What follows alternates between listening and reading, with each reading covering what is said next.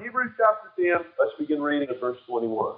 And having an high priest over the house of God, let us draw near with a true heart, in full assurance of faith, having our hearts sprinkled from an evil conscience, and our bodies washed with pure water.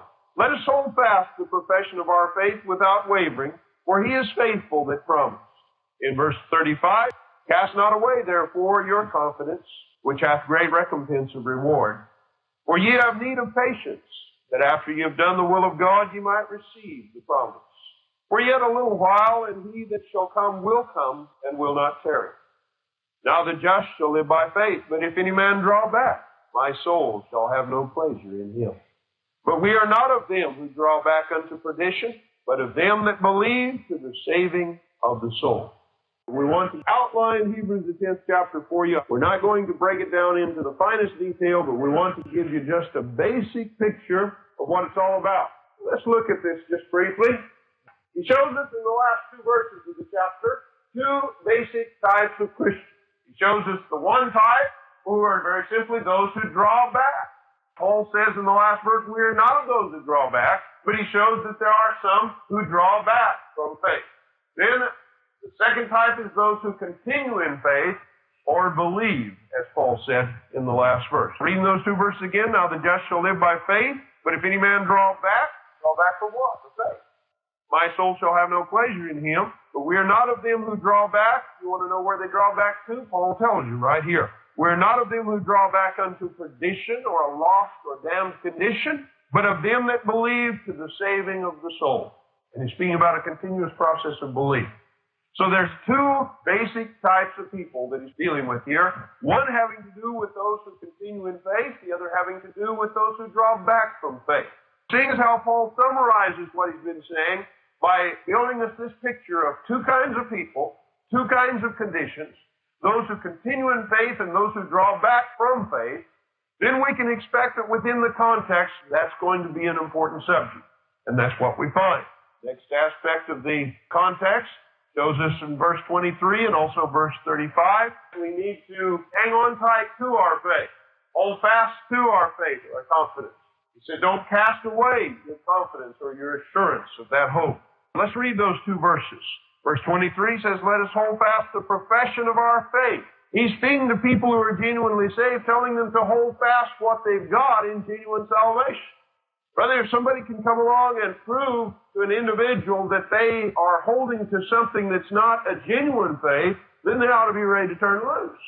Otherwise, they'll never be saved. Cast not away, therefore, your confidence. Which that word confidence comes from the Greek word which means assurance or your boldness of speech.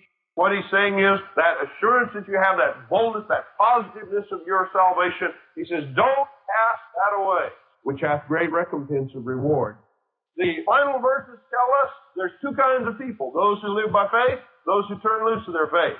The context shows us within the context that he's stressing, hang on to the faith you've got. Hang on to the positiveness of the assurance or the confidence that you have in your experience. Verse 21, he shows us we've got a high priest over the house of God. So that's a reason for us to hold fast to the profession of our faith without wavering. He's also shown us we have a pure water bath. That we're being bathed in pure water, the water of the Word. The bath to keep us cleaned up, to keep cleaning us up. Look with us here. Verse 21 and 22, and having a high priest over the house of God, let us draw near with a true heart in full assurance of faith. Full assurance of faith. These subjects. Having our hearts sprinkled from an evil conscience and our bodies washed with pure water. And that word in the Greek language means wash and wash and wash and wash. You never get out of the bathtub. If you ever climb out of the bathtub, you're going to be lost. Somebody says, where's the bathtub? Right here. The Word of God.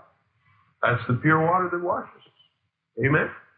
He shows us then that because we have this pure water bath and we put over here, for example, fine linen, whether you think in terms of the water washing you clean or the fine linen covering you clean, that you can be awful dirty underneath, but if you put on nice pure white clothes and they cover you real good, nobody knows how dirty you are underneath you.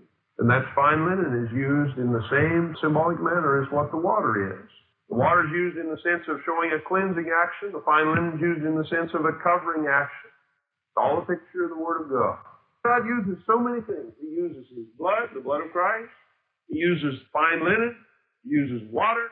so many things to show us the cleansing and covering action of the Word and the Spirit of God. The whole key to our experience, if you're saved, the reason you're saved, and the reason you're going to be able to be kept saved, is all wrapped up in the Word of God. That stuff's not going to help you if you don't climb in it. Fine linen's not going to do you any good if you don't wear it. And just simply hearing about a bath is not going to clean you up. Just simply seeing white garments is not going to cover you up. You've got to put it on. You've got to climb in. And that's exactly the way it is with the Word of God. It's not going to do us any good to simply sit back and hear about it. It's not going to do us any good to simply sit back and look at it.